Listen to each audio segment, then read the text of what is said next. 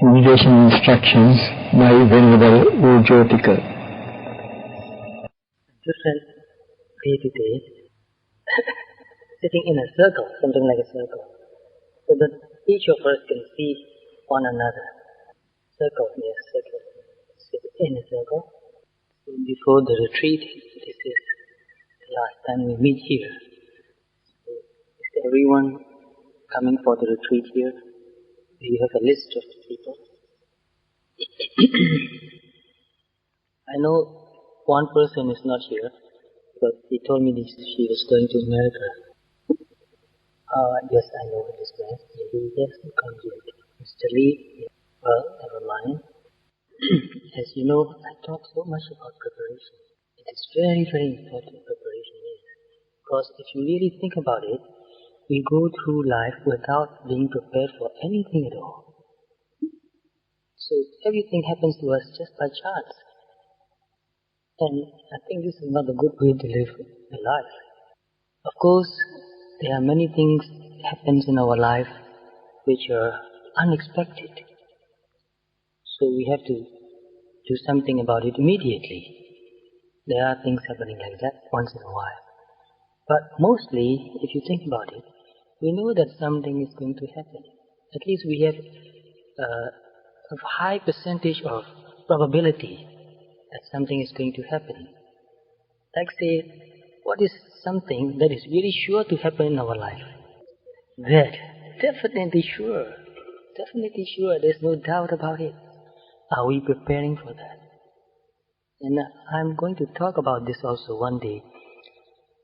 But I wonder if people really want to hear that.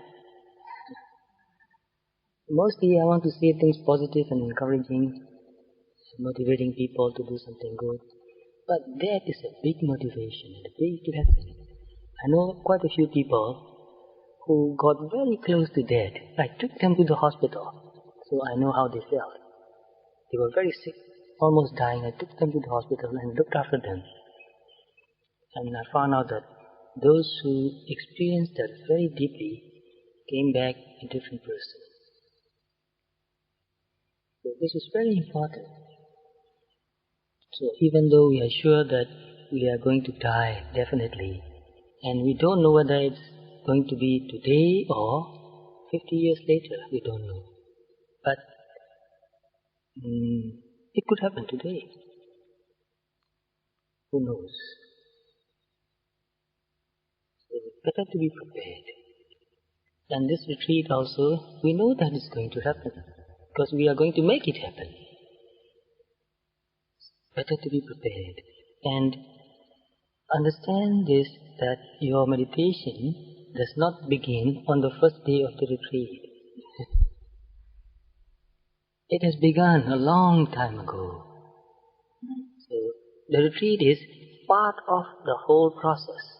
And even after the retreat, your meditation practice will still go on until you die, until the last moment. This is something I'm really preparing for. The last moment I want to know how it is, how it feels, how it's going to be, and how my mental state would be on my last moment, just before I die, 1 second before I die. I want to know that. I want to be aware of that also, and then die. That's the best way to die. So I'm really preparing for that.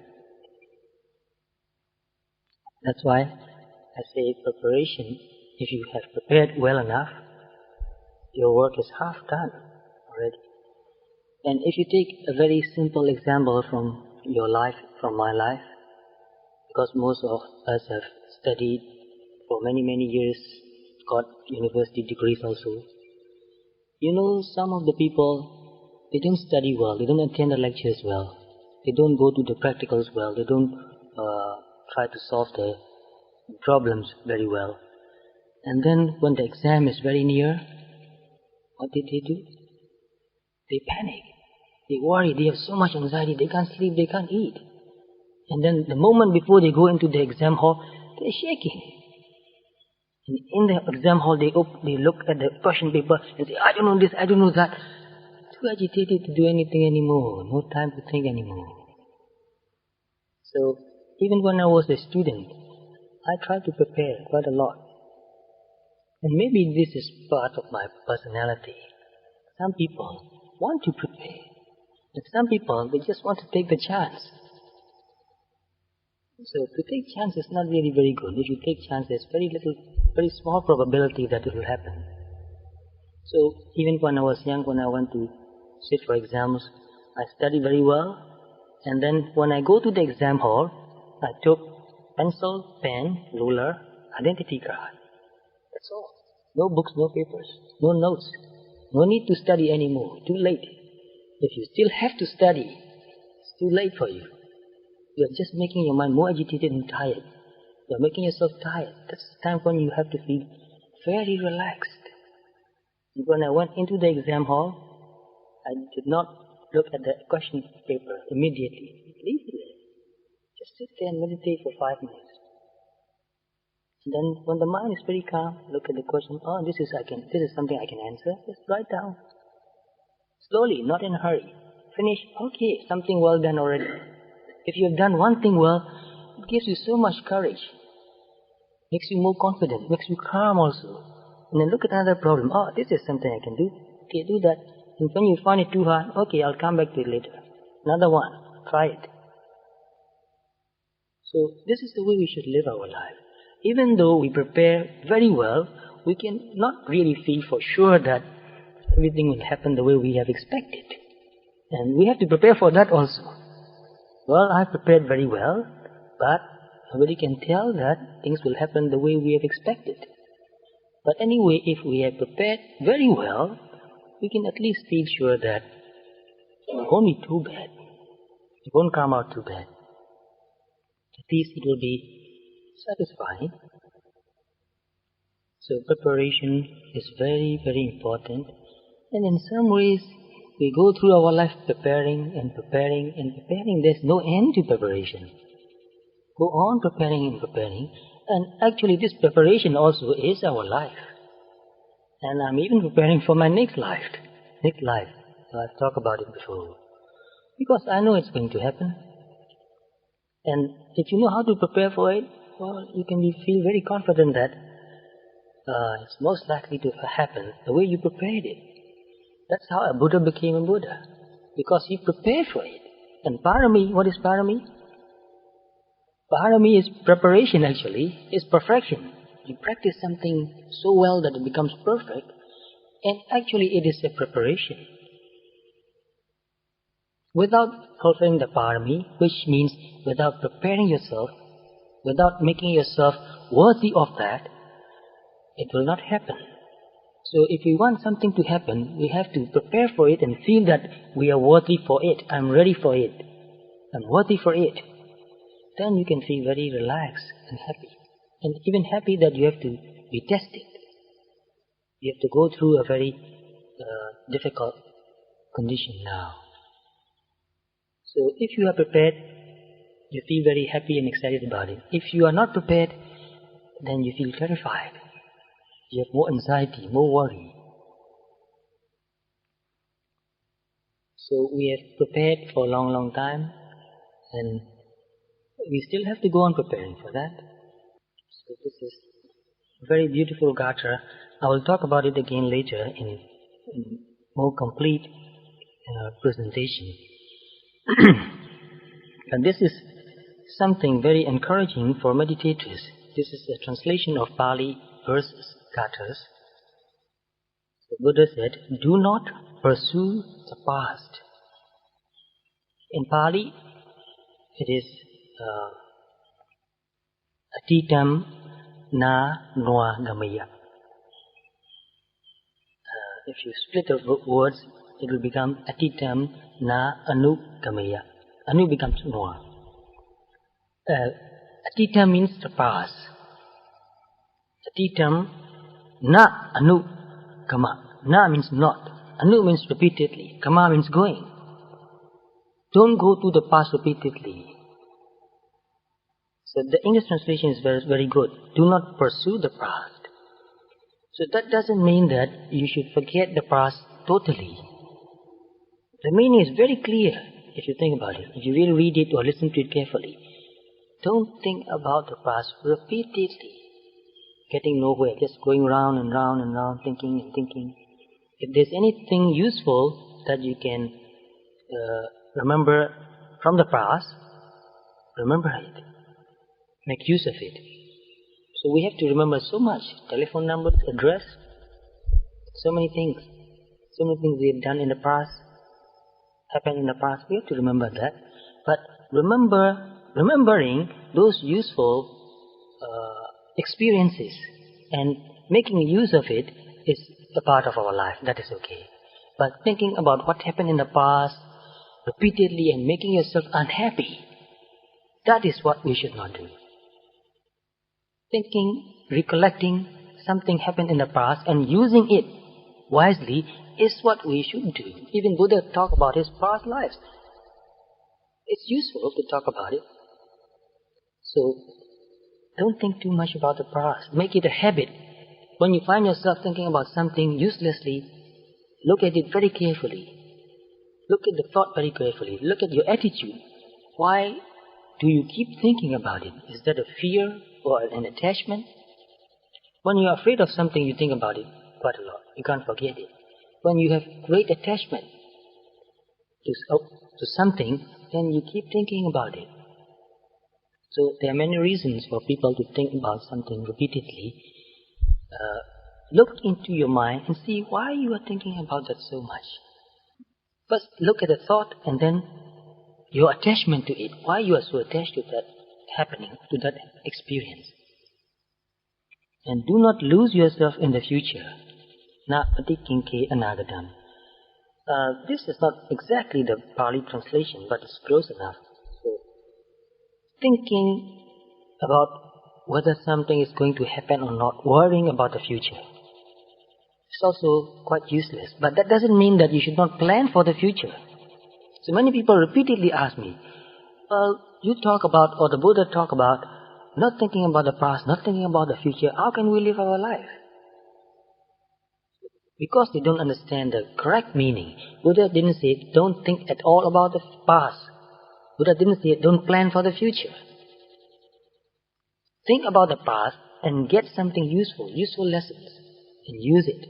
But don't think repeatedly about the past and make yourself unhappy.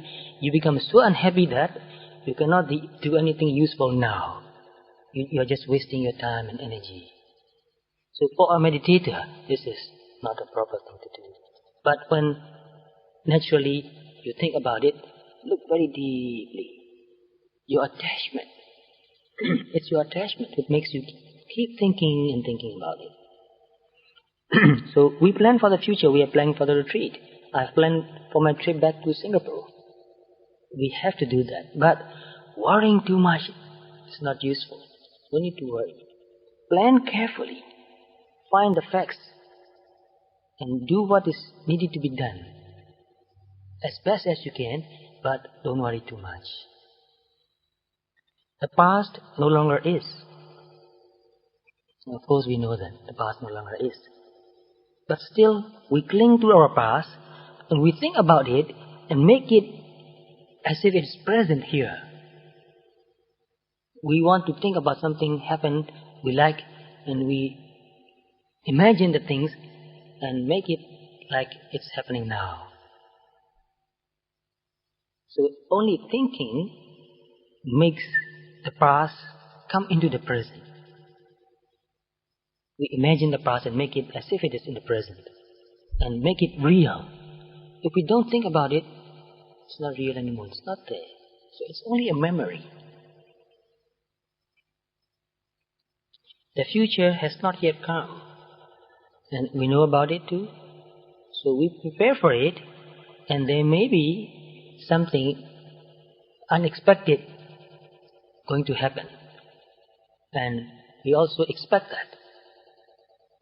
We expect something unexpected. And so, this is also part of our life. Looking deeply at life as it is. So, in this sentence, looking deeply at life as it is, what do we mean by life? It's not something 70 or 80 years, because that's just a concept. Real life is here and now. And if you really look more closely, real life is what we see now, what we hear now, what we smell now, what we feel on our body now, what we taste now, what we think now. Real life is in our present. So life is not just an idea or a concept. Actually, life is our perception or maybe our sensation here and now. So when we meditate, what do? We pay complete attention to our sensations. And today, I want to make this word very, very clear. Have you understood the word as I mean it? It could mean in many things, but as I mean it, the word sensation. So what I mean is, when you feel cold, that is sensation. When you feel hot, that is also sensation. When you feel pain anywhere in your body, that is also sensation. When you feel pleasant, that is also sensation. When you see something, that is sensation also. When you hear something, that is also a sensation. When you smell something, that is sensation. When you taste something, that is also sensation. So that's what I mean by sensation. And when we meditate, we pay complete attention to sensation. That's what we do when we meditate. So we are now getting the gist of what meditation is. So when you pay close attention, like feeling cold, is there any shape? There's no shape. Sensation of cold has no shape. So when we pay attention to feeling cold, we don't think of the shape. We pay attention to the sensation only. So direct experience is something unthinkable. That is another point. If you don't understand it well, please ask me again and again. I'll try my best to answer it clearly. Because direct experience is unthinkable. Do you agree with that? Do you have any doubt about that? Is there any confusion? Direct, immediate experience is unthinkable. You can only think about a concept, an idea. And whenever you think about the past, it's not your direct experience anymore. It's a concept. It's an idea you have formed in your mind. It's your interpretation of the experience you are thinking about. You cannot really think about the real experience actually. It's only your interpretation of the experience you can think about. And the same thing with the future. You are projecting your past into the future. So you can only think about ideas and interpretations, not direct experience. So when we meditate, we pay complete attention to our direct experience in our body and in our mind also. Whenever thoughts comes, we pay direct attention, complete attention to the thought.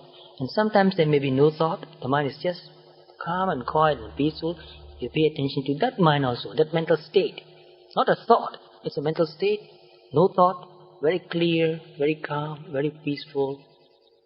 You pay attention to that too. This is happening now. You don't do anything about it. You don't try to change it. So when we meditate, we're not trying to do something. We're not trying to make something happen. We are trying to pay attention to what is happening as it is. So this is the very important point. Looking deeply at life as it is. Looking deeply only, not doing anything about it. So please understand this very clearly, because a few days ago, many people came and asked me what to do when they meditate, what to do. Just pay attention. But most people feel very surprising. They are surprised by the answer. They think they have to do something. They have to create something. So doing is something we do in our daily life. But when we meditate, we don't do anything at all. We just pay attention. So simple that it's very hard for people to do. Just because it is so simple. We have the habit of making things complicated. So when you try to do something, your ego is in the way. So you cannot do that in meditation. Get yourself out of the way and let meditation happen. No ego, not doing anything, just paying complete attention. Very, very important. So looking deeply at life as it is in the very here and now. So in the very here and now, there's no story. Can you make a story about something happening right here and now? There's no story here and now. Only sensations arising and passing away. Only immediate sensations. So this verse is very, very clear if you understand every word. This is the instruction. So looking deeply at life as it is in the very here and now, the practitioner dwells in stability and freedom. If you can keep your mind in the very here and now with all attention, there's stability there. That means your mind is not going to the past, it's not going to the future. So there's stability. If we are thinking about the past or about the future, there's no stability. So when your mind settles in this very here and now, and pay attention to whatever is happening in your body or in your mind, you have stability and freedom also. Because when you are paying total attention, there's no thought. And actually, thought is the prison we are in. So when we don't think, we pay full attention, there's no greed in the mind. Because no thought. Greed is a thought actually. Without thinking, can you make yourself become greedy? Just try it. Without thinking about a story, a person, a situation, we cannot become greedy. So greed accompanies with a thought. And the same thing with anger. Without thinking anything about it, you can't get angry. So right here and now, there's nothing to be greedy, there's nothing to be angry. So that is freedom actually. No greed, no anger. Full attention. That's why no delusion, no absent-mindedness. We must be diligent today. To wait until tomorrow is too late. Oh, this reminds me of a line. My mind is terrible. So many things in my mind. To wait until tomorrow is too late. There's a line in a song somewhere. It's now or never, that song. Who sang that? I don't remember. I think it's part of... Oh, I see, yes. So, we must be diligent now. To wait until tomorrow, it's too late. So, it's now or never.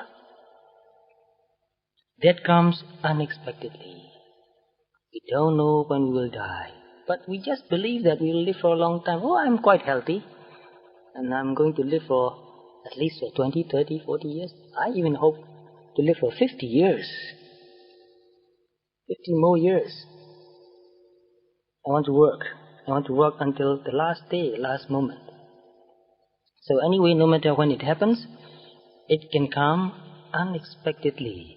Most people died unexpectedly, but some people know that they are going to die. Because they've been sick for a long time, they know that they are going to die. And actually, those people are very fortunate. Those who know that they are going to die many months or maybe years in advance, they are very fortunate. Some people told me that I want to die instantly so that I don't have to suffer. But I noticed that those people who know that they are dying slowly and slowly, in the beginning they are very sad, they are very depressed. But especially if they are meditators, they come out of depression very quickly and they meditate, they make use of each moment, each day very well. The moment they wake up, they feel so happy. I'm still alive. And they make use of that time very well. Whenever they meet somebody, they relate to that person with real care, real love, real compassion. Because they know that only for a few days, maybe for a few months, we'll be together. Then I'll be gone. I won't see them anymore. So why think about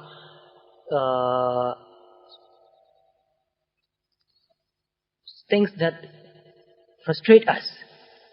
Rather think about the nice things that we can do for each other, the nice things that we have done for each other, and to treat with kindness, with respect, with honesty, with openness, being very real. This is something I am trying to do also. I don't know how you feel, but a long time, for many, many years in my life, I felt like I was not real. I was just acting a role very well. So well that everybody believed that. But you know that as long as you go on acting, pretending, you feel not real. And you don't feel satisfied with your life. So, I want to be real. I really want to find out what I want to do, how I feel, who I am, where I am going. So, that comes unexpectedly. How can we bargain with it? No bargaining. The sage calls a person who knows how to dwell in mindfulness. So how to dwell in mindfulness? Night and day. So night and day means always. So, night and day, one, this is in quotation, one who knows the better way to live alone. So I repeat the sentence again. The sage calls a person, the sage means a wise person, like a Buddha or an Arhat, anybody who is wise. The sage calls a person who knows how to dwell in mindfulness night and day, one who knows the better way to live alone. So if we dwell in mindfulness night and day, so that means, dwell in mindfulness. Live in mindfulness. Mindfulness becomes our home. One who knows the better way to live alone. So the better way shows that there's another way, but not the better way. There are many other ways to live alone. You just go into the forest, build a small cabin and live there alone with nobody around. But that's not the better way to live alone. Although that might be useful for some people for a certain amount of time, but you cannot do that all your life. You have to be related with others. Even monks have to be related with other monks, teachers, villagers, supporters. So what does this mean? One who knows the better way to live alone. Most people feel lonely, but they don't live alone. They are just feeling very lonely, but they are not living alone. You can live alone and not feel lonely. That's what the meditators learn to do. And that's a very useful thing to learn to do. Live alone and not feel lonely. That's what we do.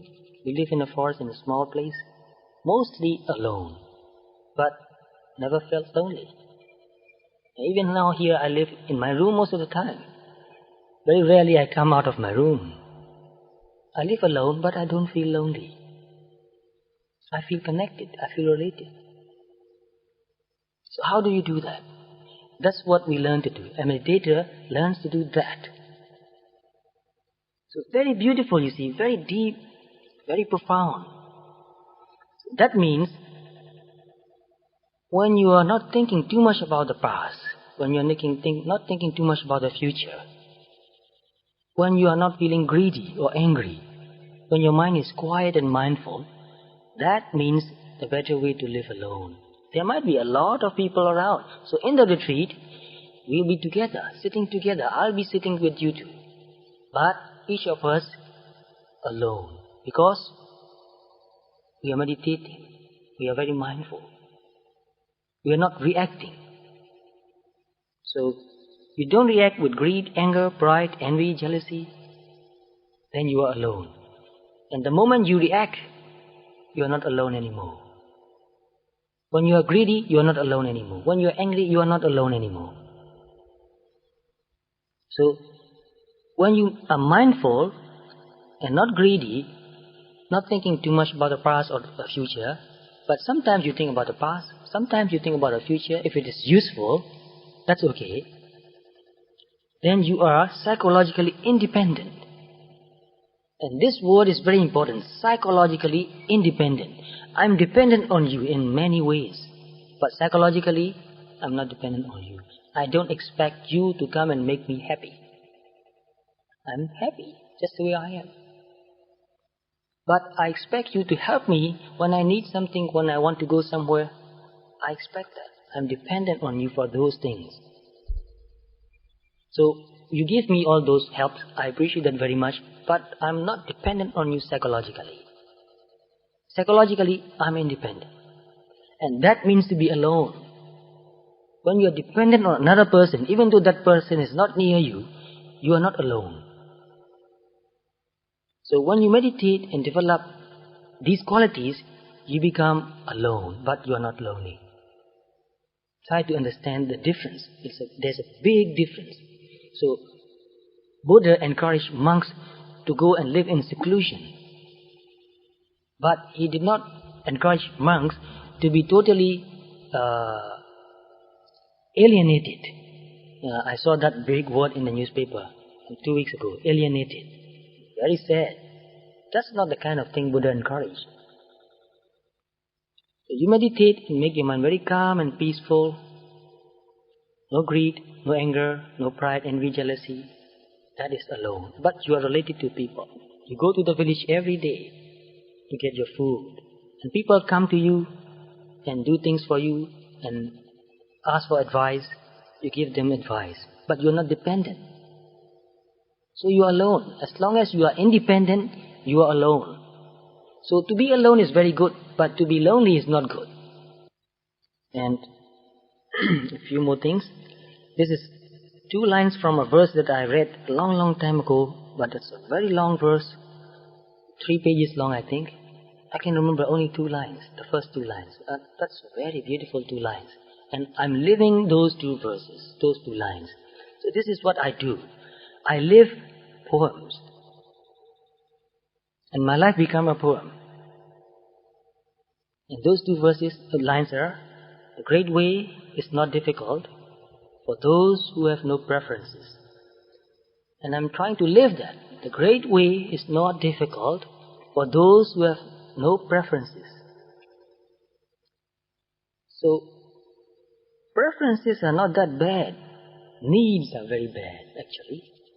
We say, I need this, I need that. Or I want this, I want that. Want is not that very bad. Need is even too bad.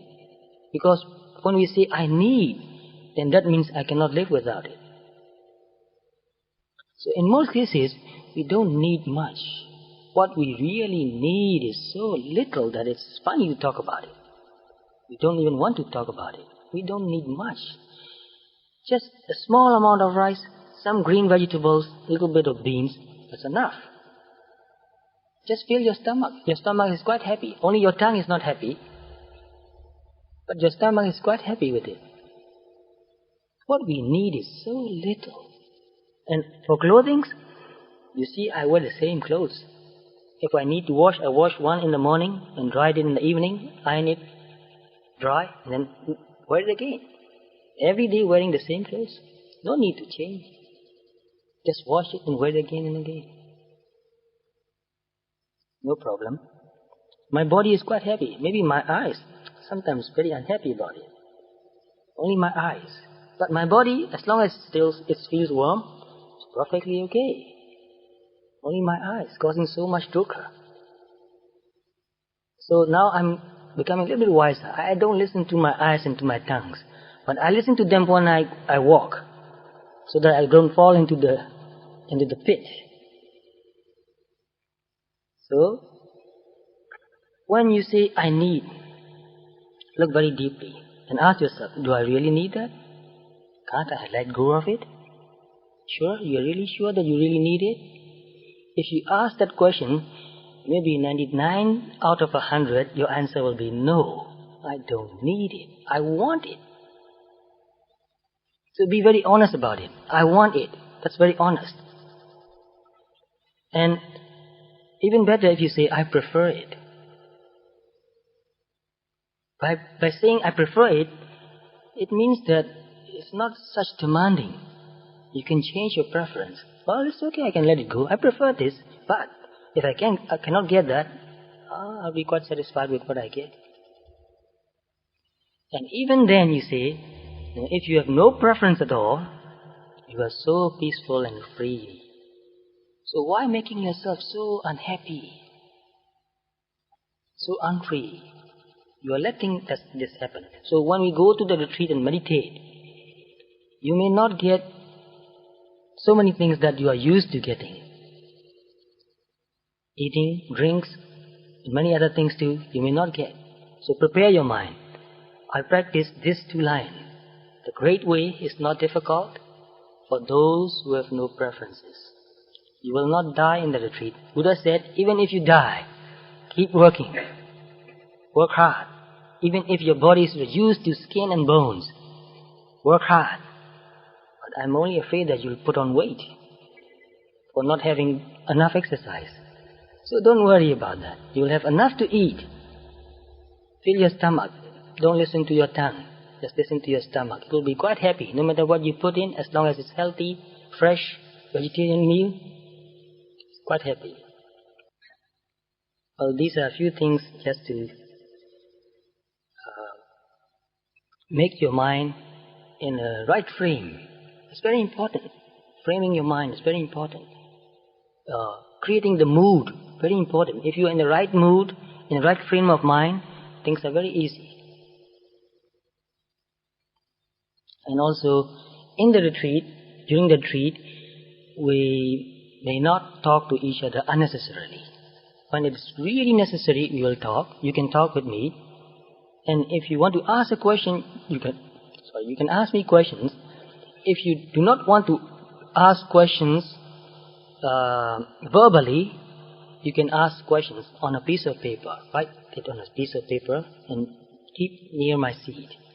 I'll read it and answer the question. You don't need to put your name there if you don't want to. If you get the answer, that's enough. And if you need to talk with me personally, you'll get a chance to talk about that too. Every day, depending on the condition, depending on the situation, I'll make time. And right now, I don't know where the place would be. It's good to do that in the meditation hall, the place where we are going to meditate, because according to the plan, we have 1.5 hours to walk in the morning, 1.5 hours to walk in the evening too. That's long walking. In between also 1 hour walking, 1 hour sitting. So when somebody goes for a walk, if you have a question, I think it's suitable, we can do the question and answer in that time also. Otherwise, if it's not suitable, we'll make another time just for question and answers. And you will not be talking to each other. So I think now it's good for you to get to know each other. If you don't know anybody's name, and I want to have your names also, so that I know who you are. Because I know all your faces. I've seen you many times, so I know all your faces. But some of you, I don't remember the names. So each of you now here, feel that you are friends. Feel that we are brothers and sisters. And this feeling is also very important, just practicing mindfulness vipassana practice alone is not enough. Please understand it, it's not enough. So we need to practice more than that. Practice loving kindness, metta meditation. And with that also comes compassion also. So the two are so close. And also we reflect on the qualities of the Buddha, which makes the mind so calm and peaceful and pure also. When we think of somebody pure, our mind, our heart tends to become like that. We can let go of more and more. When you think of the Buddha, his freedom, his purity, his wisdom, his compassion, instantly you want to become like that. So just wanting to become like him makes you let go of other things that are hindering you. So again, along the way, in the process, we will practice that too. For only a few moments, a few minutes. So when we practice metta meditation, it's not just words. We think of each other, each person, and radiate our kindness. Any kind of kind thoughts, we radiate on each other, so that we feel very friendly and secure and relaxed. So, get to know each other. I think most of you know each other already. So we are already friends, or you may even feel like we are brothers and sisters. We are a family. This feeling also makes you feel very secure and relaxed. Very important. So one meditation helps another meditation. Mindfulness helps you become more mindful, more peaceful, more sensitive. That helps you to become more loving, more kind, more considerate. So we need to be very considerate. So many people living together in the same place for so long, for 9 days. So it's not really, if you have not prepared properly your mind, it can cause a lot of friction, a lot of frustrations. Even two people living in the same place. You have to be so patient, considerate, so forgiving, so understanding. Small things may happen every now and then and irritates you. And you keep thinking, oh, that person. I wish that person hadn't come to the retreat. He said he's going to come and sit and meditate. Look, he's moving every minute. So many thoughts will happen in your mind. And if somebody eats, I know a lot of people told me directly. They eat together and they come and tell me, that person is so greedy, you know. He took so much of the nice things. All the dessert, he ate the whole plate. Things like that happen, you know. It's quite human to happen. So many things will happen. Even closing the door, banging the door. Sometimes people forget. Even I forget. Sometimes I just bang the door. Boom! Such loud noise. And I felt very ashamed. Oh, so unmindful. Although nobody was around actually.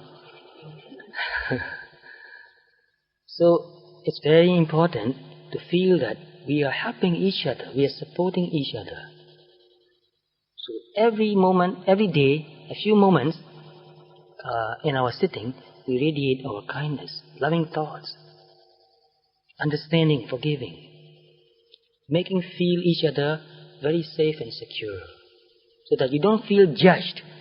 If you do something wrong, you know that, oh, nobody will be upset about it. We know. Sometimes we forget. So get to know each other now. Feel that we are part of a big family. So this is metta. Metta doesn't mean just thinking, may all beings be happy and, oh, that person, accepting him. In Burma, they have a verse for that. I forgot the whole verse. They say, Jabo chintan chiga mapa. Jabo, bad bird, chin, mosquito. Ta means body lice. Chiga means a crow. Accepting all those creatures, may all other beings be happy.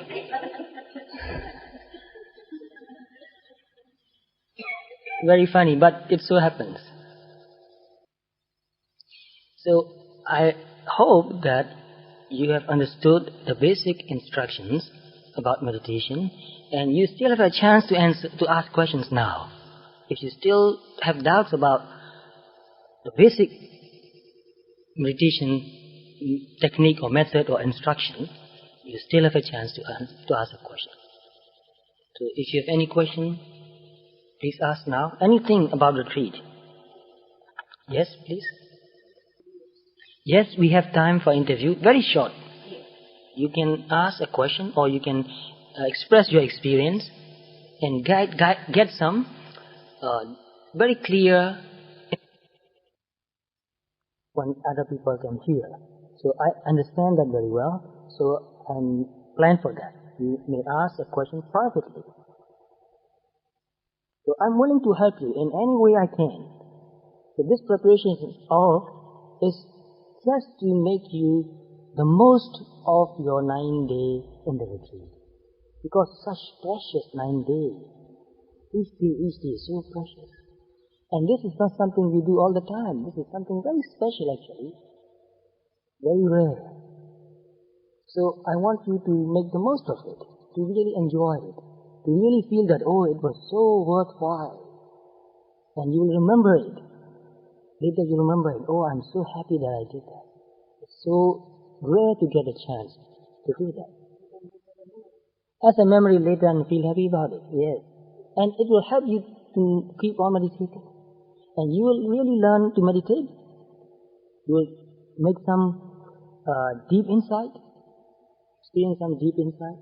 So that will help you for the rest of your life. And I think even for next lives. Because every deep insight has tremendous power. It can affect you many lives. If you understood even this is just pure physical phenomenon, not a being, not a thing. This is just pure mental phenomenon, not a being, not a thing. That just that understanding very clearly, deeply can affect you for many lifetimes. Every time you hear Dhamma, you know instantly, yes, this is right. So tremendous power, it has tremendous power. Wisdom has very, very strong power. So wisdom, mindfulness, clarity is something we don't do, most of us don't do all the time. So we have lived many, many lifetimes before, but I don't know exactly, but just to make a learned guess, we can tell that we have not meditated much, even in our past lifetimes. Maybe we have done a lot of merit, giving things, supporting other people, helping other people, keeping the precepts and all those good things. We might have done that, quite probable. But very rarely we really meditate. Very rarely, even when we meditate, we really penetrate and see the way things are. So if you really think about it, what you are going to do is something you have never done before, maybe. And even in the future, I would like to do that. Longer retreats, 15 days, 20 days, if we can plan for it.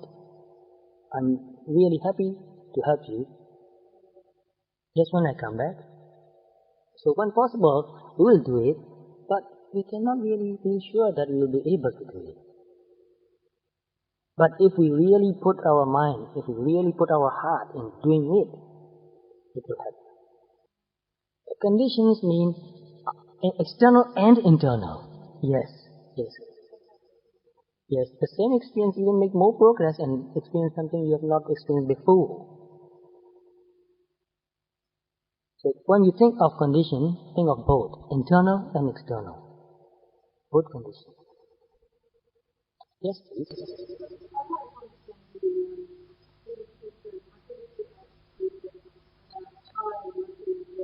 Mm-hmm. Mm-hmm. People take a lot of pride in their seat. And in most cases, the seat shows who they are. So, to give you an example, I'll tell you that some people told me, in some offices, if you go into the office room, just the size of the office tells you who this person is. And if you see a pot plant in the room, and the rarity and the expensiveness of the pot plant tells you who this person is. The boss. And if there are more pot plants, then he's a bigger boss. Not enough room any left, just the whole room filled with pot plants. So that means that we take so much pride in what we wear, in the seat we use to sit or to sleep. And we discriminate each other by using different seats. So you shouldn't sit in that chair, that's for somebody special. So when we take 8 precepts, we make ourselves deliberately humble. We don't show off with our clothes or with our seat. So no high luxurious seat. It affects our mind, actually. And 8 precepts also, I'm glad that you mentioned that so that I get a chance to do that. 8 precepts is not to deprive you of your necessity. It helps you to meditate, to make your life more simple. And if you are not used to keeping 8 precepts, you may think that, oh, it's so hard. But if you are willing, even though if you are not used to it, if you are willing, you'll find that after the second day, it's okay. Only the first day you feel like you're missing something. Yes, the meal.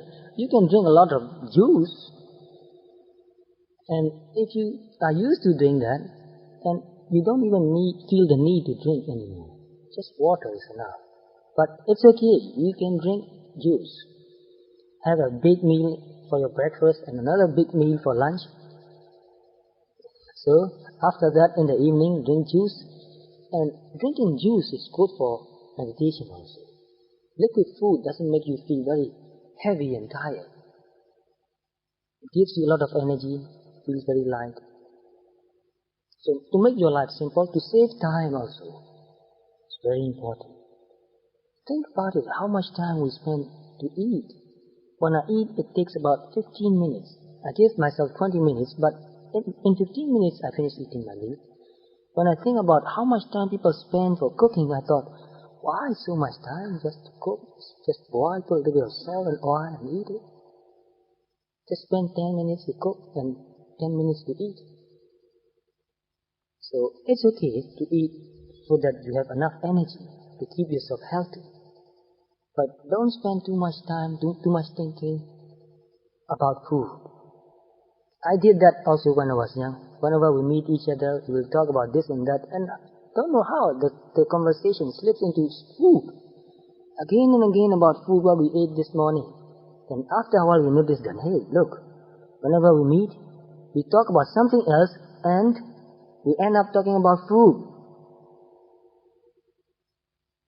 So it's a big part of our life. We need to eat. Our body needs to eat.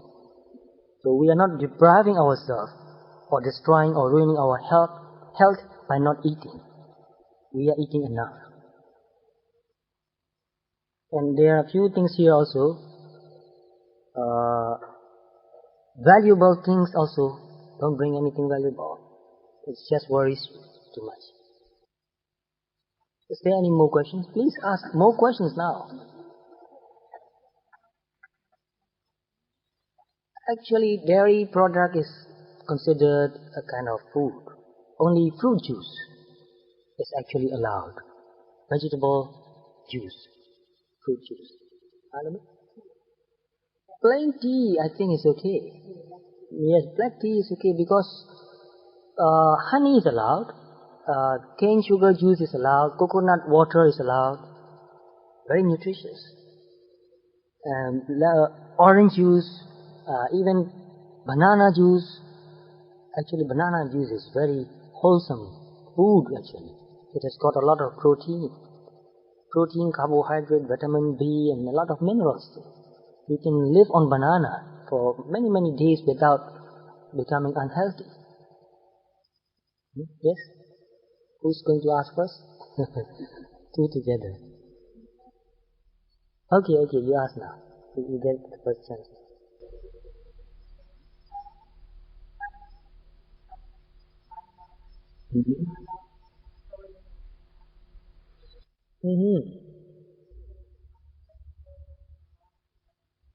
Yes. So back to the main point is to make your life very simple.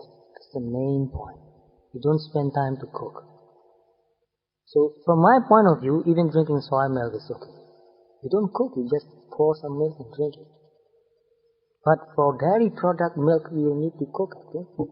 Anyway, the main purpose is to make your life very simple. Just to let go of something. To let go of your craving for food. And you know anything about the King Milinda? Yes, you know that. Yeah. Sometimes he kept 8 precepts. He was the one who asked so many questions to Milinda, Venerable Milinda. Venerable Nagasena, so thank you. So the king's name was Milinda, or Minanda. In Pali I found Milinda. And he asked a lot of questions to the Venerable Nagasena. Yes. And this king, you know how careful and how wise he was? Before he asked the Venerable Nagasena the questions, he kept 8 precepts for about a week, and live in a very simple room, not in the big decorated palace room, in a very simple room, and he wears wore simple clothes, and he covered his hair with something like this, very simple, just to cover it, not to make it beautiful, and kept 8 precepts, meditated for a while, and then he asked a question. When you prepare yourself like that, your mood, your perspective change. You don't feel like you are a king anymore. You feel like you are a person who wants to know the truth. And you prepare your body and mind for that. So these things are very important. Take notice. If he felt that I'm a king, then from that feeling, if you ask questions, he will ask stupid questions. So he deliberately distanced himself from being a king. Without giving up power, but he distanced himself. He stopped attending the court, and he just meditated for about a week, kept 8 precepts, and then asked a question. Then he has a very important question to ask, very meaningful question to ask. So these are the things I think we should remember and learn and do it the same. Very important. If I don't meditate, it will be very difficult for me to talk about meditation. And if you don't meditate, it will be very difficult for you to ask about meditation. If you are doing it with all these preparations, then you know what needs to be asked. And if you have to say something, if I have to say something, then I'll know what to say.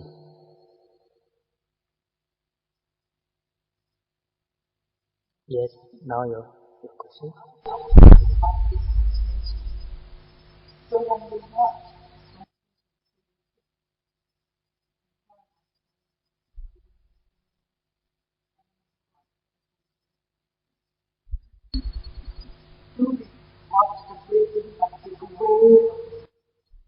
If you can stay with your breath alone, stay with that as long as possible.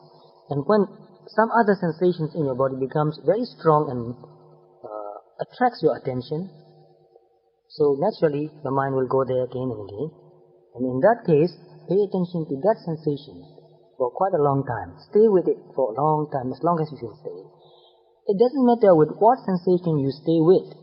The only thing that really matters is to stay with it for a long time and see the nature of it. See that it's just a natural phenomenon. It has no shape, no name, and it doesn't belong to anybody. Not thinking, not to get distracted.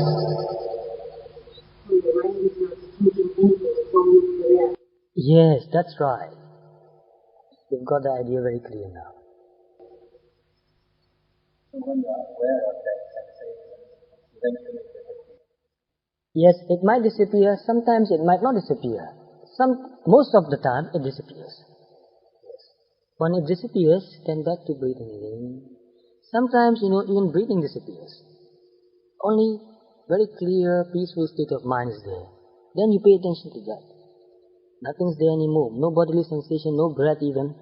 Although you are still breathing, but it becomes so subtle that it cannot come into your awareness anymore. And also because you are paying more attention to your mental states, the more you pay attention to your mental states, the more you get absorbed into the mental state, and your mind stays in your mind. So your body disappears from your focus. Disappears from your focus, so you are not aware of it anymore. You don't feel anything in the body. You can only feel the mind. It's very clear, very calm. Sometimes a ripple, something like a ripple comes. You can see that, feel that, it goes away. Stay with that also. But it happens only in the later stages. Yes, please.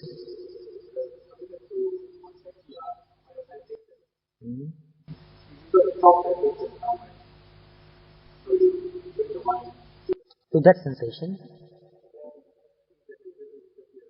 Stay with it as long as you can. Stay with it.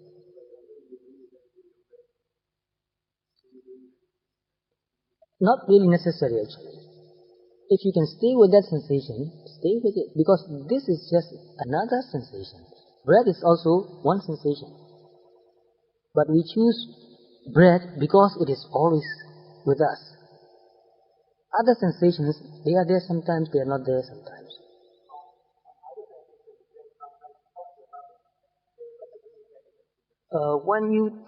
When thoughts come, pay attention to the thought. But if you can pay attention to the sensation completely, that is good enough. Whether you pay attention to your breathing, which is also a sensation. When you breathe in and out, it's a sensation you're paying attention to. It's not the in and out direction. It has no shape. You are not thinking about the breath. You are paying attention to the sensation happening while this process of breathing is going on. Breathing in, you feel something, sensation. Breathing out, you feel something, that sensation. So even when you are breathing in and out, you are paying attention to the sensation. So this is one of the sensations. Because it is so natural and it happens all the time, we take it as our focal point. But when another sensation happens in the body, we pay attention to that, and if you can stay with that sensation as long as it lasts, keep doing that. We don't say that this is better than that. Because only in samatha meditation, you have to stick to one object. With vipassana meditation, you can switch from one object to another as long as you don't think about it. As long as you don't think about anything else. You can pay attention to any sensation and stay with it as long as possible. And when it disappears, come back to your focal point. And sometimes it doesn't disappear. Like say, for example, pain. It becomes more and more painful and more painful. After a while you think that, I can't bear this anymore. It is too painful and it's making my mind agitated now. Sometimes people even tremble because of the pain. They endure that. After a while they think, I can't take it anymore. So some people shake with pain. Some people sweat with pain. Some people are very brave. And then at last, if you think that this is the limit, it's not really useful anymore, change your posture slowly, mindfully, very slowly. As you move even a centimeter, you can feel the sensation different. It's getting better. So you can change the position slowly. Feel it changing, disappearing. And then you find another position which you feel comfortable. And you can see also your mind become more relaxed. Because when you are feeling pain, naturally your mind becomes very tense. Now your mind becomes also very relaxed. And then back to breathing. It's quite natural. The whole process is quite natural. Continuing the process, while we are doing this, when you have a thought come into your mind, you just become aware of it. Right? Just see that thinking. Sometimes thinking about food, sometimes thinking about home, sometimes thinking about work, sometimes thinking about friends. You just notice that thinking and enough. Back to breathing, back to sensation. Later in your meditation, you can just stick with the thought, but that happens later. For a beginner, if the person stays with the thought, it just goes on and on with no ending. But after you've developed some samadhi, if you look at a thought, you can see it very clearly. Each word going in your mind. It's like talking inside. You can even hear it. One word after another, And if you become really exact on the point, it disappears. Stops. No thought anymore. And when there's no thought anymore, if you can see the mind with no thought. For example, it's like you're watching a television, and then the program ends, or you switch to another channel where there's no program. When there's no program, what is there? No picture, yes, but something is there. It's a blank and bright screen. The mind becomes like that. Blank but bright. Bright means you're aware. The awareness is there. The mind is alert, but very quiet. No thought, no picture, no sound, no words. Very quiet, very clear. You can feel that and stay with that. This is the clear state of mind. That becomes your object of meditation again. And if you can stay with that longer and longer, it helps you very, very much. The longer you can maintain that clear, quiet state of mind, when something else happens, it becomes more clear. So after a while, you just wash your mind. You begin with breathing for a few minutes, and then you pay attention to your body also. After a while, when you develop some mindfulness, some samadhi, your mind becomes very calm and peaceful. And you wash your mind, one thought comes, slowly goes away. Another thought comes, slowly goes away. You wash it and watch it and watch it. And as you can watch it really directly, right on the present moment, it stops and the mind becomes suddenly clear. No thought anymore. You can see that mind, no thought. Very clear state of mind. And if you can touch with your mindfulness, awareness, that state of mind, it stays. Which means no thought coming anymore. So you can stay with that thought, and after a while you can maintain that. You can tune and adjust your mind and maintain that clear state of mind for a long time and stay. Your mindfulness becomes stronger and stronger. And from that space, you can experience anything else happening without this space disappearing. When a sound comes, you can, without losing this clear state of mind, you can experience that and it disappears immediately. Even without losing this clarity of mind, if any sensation happens in your body, you can still experience that. From that clear state of mind, you experience that sensation and it disappears. But that also happens in the later stages, not in the beginning. So it's very natural. You stay with what happens. Even when unpleasant sensations or some kind of disturbing question also comes. A question coming again and again, what is this? What is this? What is that? What shall I do now? And if you pay attention to the question, after all it disappears and you feel that, no, you ask any question. Whatever comes next, that just pay attention. It disappears and another thing comes, pay attention.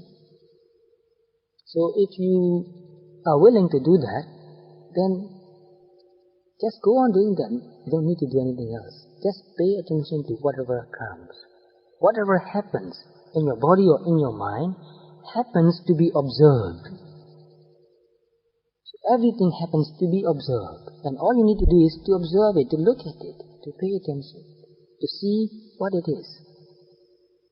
Don't need to change it. Don't need to push it away. Don't need to create anything. Very, very simple. If you can do that, your mind becomes very calm, very still. You're not doing anything at all. That's a kind of samadhi. Very calm. And sometimes nothing is happening. The mind is very calm and clear. You can see that mind more and more clearly, more and more clearly. You can see that it's very calm. You experience calmness. You experience samadhi again. This is samadhi. The mind is bright. It's like a flame. It's like a candle in a cave. Very deep cave with no wind, no air. No wind. So it's very still. You light a candle. It's burning bright, but the flame is so still that it's like painted. So you can sometimes feel your mind like that. Very calm. Not a move at all. And sometimes you feel your mind very tranquil. That means cool, very cool. You can see that sometimes you can feel that it's so balanced that you don't have to do anything at all. It's just balance. So much equanimity. Sometimes you feel a lot of motivation, saddha, to keep meditating. We don't want to get up. We don't want to go out and do anything else. We just want to go on meditating. Sometimes you even tell yourself, I can sit like this forever now.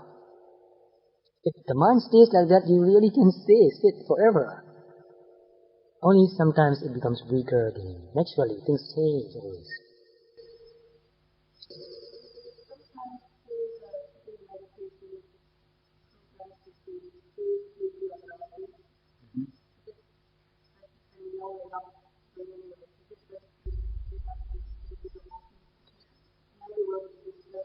Yes, before you become sleepy, pay attention to what happens to your mental state.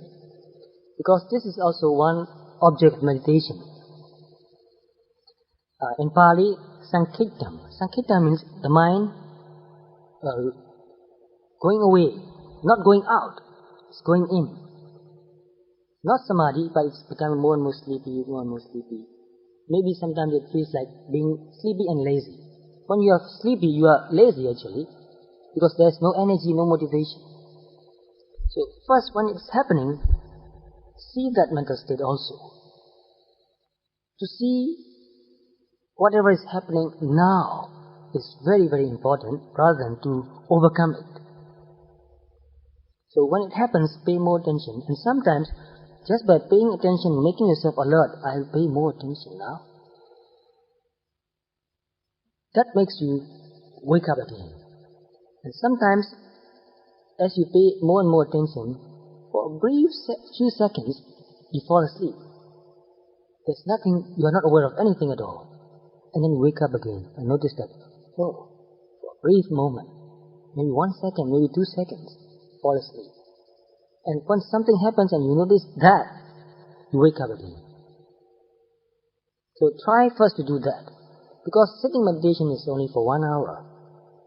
If you try, you can sit for 1 hour. Try to stay with this sitting. After that, you walk for 1 hour. But you'll find that after a few days, you can sit longer and longer. That's why, although it's not included in the program, later along the retreat, after maybe 5 or 6 or 7 days, if you want to, and if you can, you may sit without going for a walk. Because we have many time for walking, 4 or 5 times to walk, and if you want to skip, you can just go on sitting. But be very careful. Don't do that just to prove it.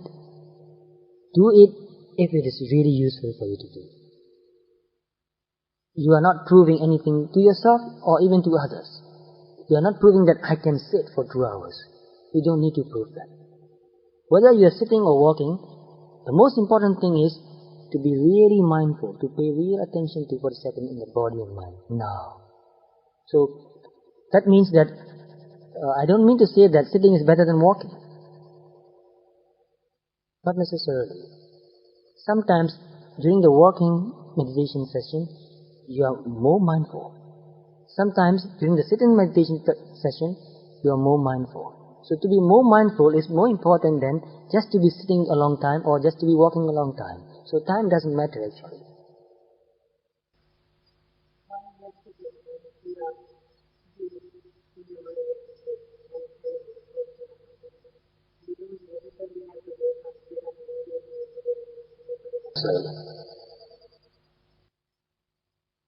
If you can stay, and if you're willing to stay, stay.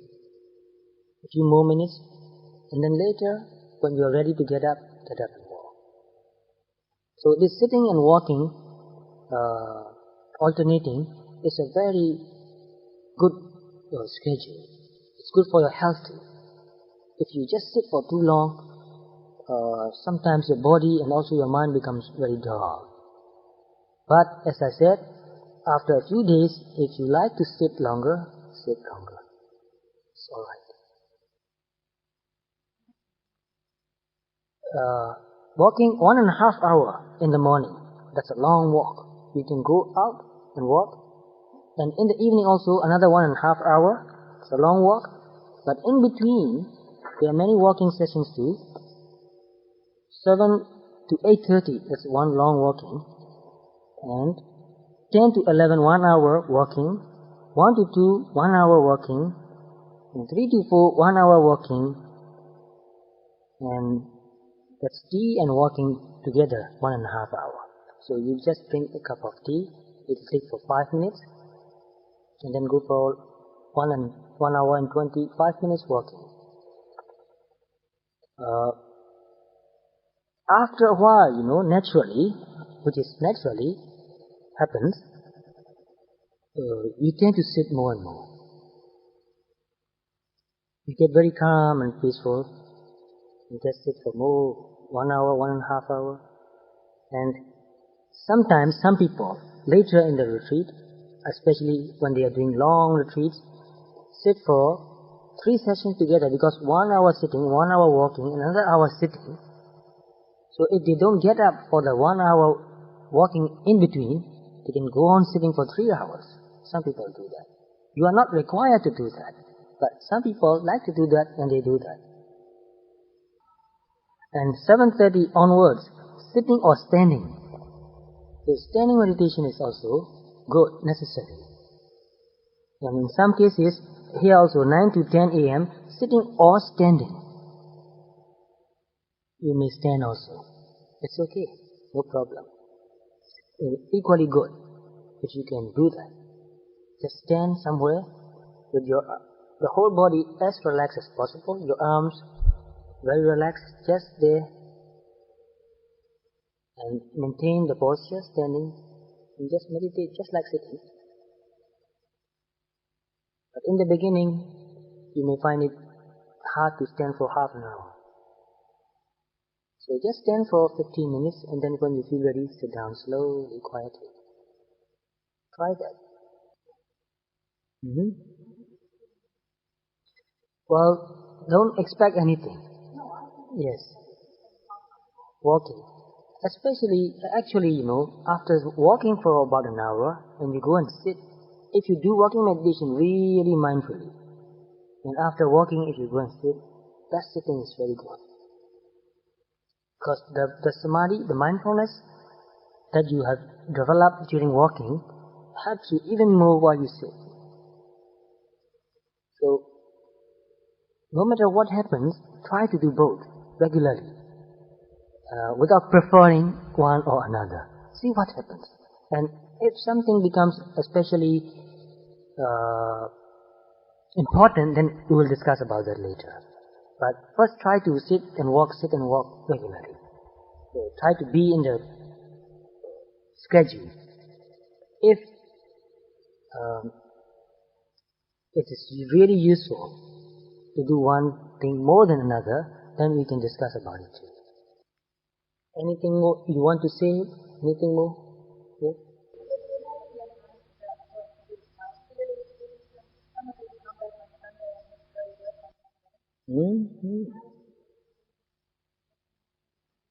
Yes, this is also very important. I even thought of talking about that on the last day. But it's okay, you can talk about now. Because you see, it's very good that you ask this question now. Because if you don't ask this question now, you know what will happen? You'll be thinking about it when in the retreat. That's not a good thing to do. That's why I want to be here now. Talk about it. So, naturally, if you really pay more and more attention, after the first day you become more calm and peaceful.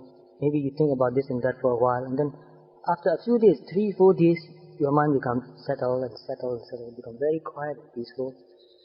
After 8 or 9 days, you will think, oh, it would be wonderful if I don't have to leave. That I don't have to go back to that busy life. Naturally it happens. And your body and mind also become very sensitive. So, when you go out suddenly, it's very painful. Rushing, driving, seeing this and hearing that, it's very painful. So, expect that. So, during the retreat, after the retreat is over, stay there for a while and talk about something, so that you get used to talking and adjust yourself back to normal. And on Monday also, the strength of the meditation, I don't know how to say another word, the momentum, will still go on for a few more days. So even on Monday, if you have to go to work, you feel like you don't want to talk much. Even the way you do things become slow. This is quite natural. And so if you can, tell your friends about this, that this is something that happens naturally. So when you come back for work, your friends know that today or a few more days, you'll be a little bit quiet and slow, and not so talkative. And sometimes you might not want to pay attention to what others are talking about, because to pay attention to too many people talking about so many different things is so tiring. makes you tired. You feel like, oh, it's so tiring. So tell them that if I don't pay so much attention, please understand me and forgive me. It will be okay a few days later. And talk about this also with your family members. Tell them that I'm going for a retreat and will come back, and this is something that happens naturally. So don't think that I've become, what have you become? Zombie, like a zombie, yes. Don't think that something has happened. It's just normal. Like you see, when you hypnotize a person, and when the person is under hypnotism, and when you bring that person out again, that person becomes very disoriented for a few minutes. So meditation is very similar to being in a kind of hypnotic trance. Very, very similar. So after a few days, you can get used to living on the way you lived before, and maybe a little bit more detached. Sometimes this detachment goes on for many, many days, sometimes months. If you keep on meditating, it can go on. But you can still do your work even better. And your relationships also will get even better because you don't react so much anymore. If you can maintain your awareness, when somebody talks, you can pay full attention and understand it very well, and then respond appropriately, not automatically. So there's one thing that a lot of people complain about, and this is also something important to discuss. People say that when you become very mindful, you lose your spontaneity. I don't know exactly the pronunciation. Spontaneity. Yes? You are not spontaneous anymore. You are more deliberate. Before you say something, you think for a few more seconds. Before you just stop, flip, without thinking about it, you don't even know what you are talking about. But after that, as you become more and more mindful, before you say something, you think about it, sometimes you just won't say anything anymore. It's not necessary. So people around you sometimes think that, looks like she's going to say something, but don't know what happens. You know that what you are talking, what you want to talk about, and you see this and you thought, not necessary. Just stop. So these are a few things that we need to know. Maybe this becomes a kind of difficulties in your life. But as you go on with full confidence, keep on meditating, later it's not a problem anymore, and your life becomes even more meaningful, more structured, more disciplined, less agitation, less waste of time, less waste of energy. And you don't get interested in too many things also. Even wearing too many things, going here and there too much, you lose interest. Because these things are not really necessary and not useful actually. I don't know why people think they have to be doing something. They have to keep themselves busy all the time. This is becoming an addiction, a disease actually. Why do you need to do so much? And many people these days, especially in the West, when you are not busy, they'll say something's wrong with you. They'll think, why? You are not doing anything? What do you do in your weekends? Oh, nothing, just stay at home. Oh, you did nothing? Just stayed at home? Something is wrong with you. Nothing is wrong. They are just crazy about rushing from here and there, and you are not. You are sane and they're crazy, and they think you are crazy. But be very patient and kind. Just understand them.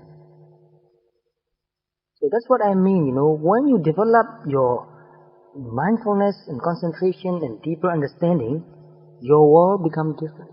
You become different also. But because you are the one who is developing and growing, you need to be more patient and understanding and kind and forgiving. So understand other people and forgive them, even though they don't understand you. Many people told me that you try to understand us and we feel that you understand us. Don't you feel that you want us to understand you? I said, yes, if you understand me, I'll be so happy. But if you don't, well, I can understand that too. We want understanding from each other. Misunderstanding is also very painful. So since we are the one who are trying to meditate, developing mindfulness, kindness, and from that deeper understanding, insight, we try to understand others too. So with that understanding, your life will not be a problem actually.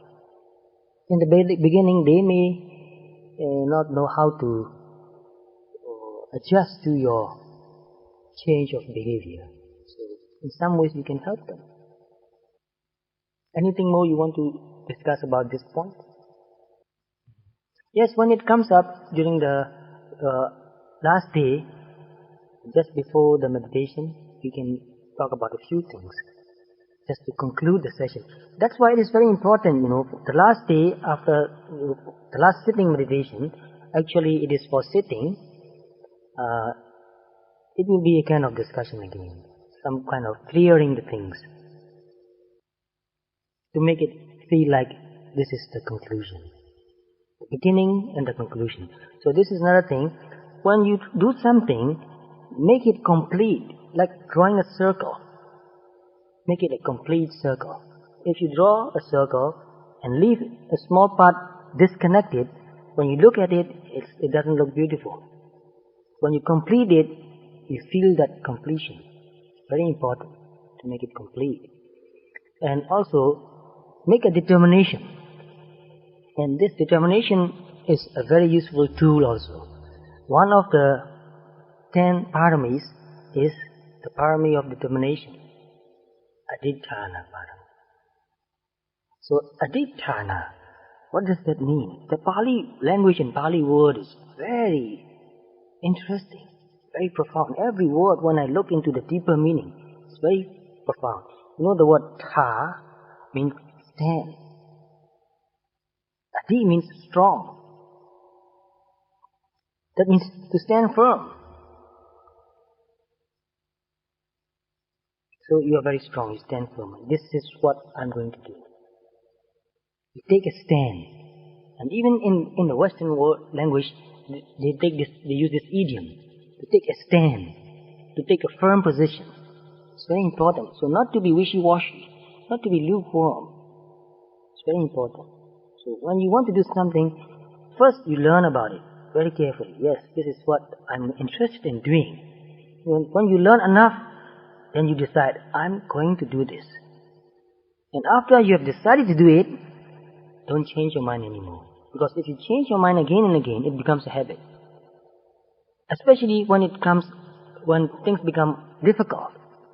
People tend to give up. Oh no, it's not working anymore, it's not useful anymore. Sometimes the mind becomes very tricky. Gives you very good excuses. More excuses, more excuses. Sometimes it will say, it will harm your health, take it easy. Or just stop for a while, you can do it later. Just take a break. The mind is so tricky. The mind means this defilement, this laziness. It's a kind of craving also. So, make a firm determination, I'm going to do this. And go for it. You will not die in 9 days. Nothing will happen. Actually, you feel even more healthy, fit, happy, peaceful. Only after a few days, only the first few days, because you are not used to sitting so much, you might feel some pain in your back or in your knees. Minor pain. I have a slip disc. I can still sit for hours. It's okay. Even with the slip disc, when I had that first happened, it was so painful. But even with that, I can meditate. And it went away slowly. But it took 3 months. But anyway, we can do more than we think we can. So now we will conclude our class here.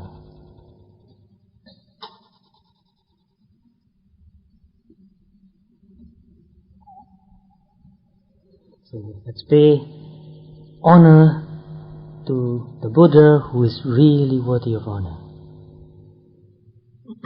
I honor the Buddha by the very practice which leads to liberation. I honor the Dhamma by the very practice which leads to liberation. I honor the Sangha by the very practice which leads to liberation.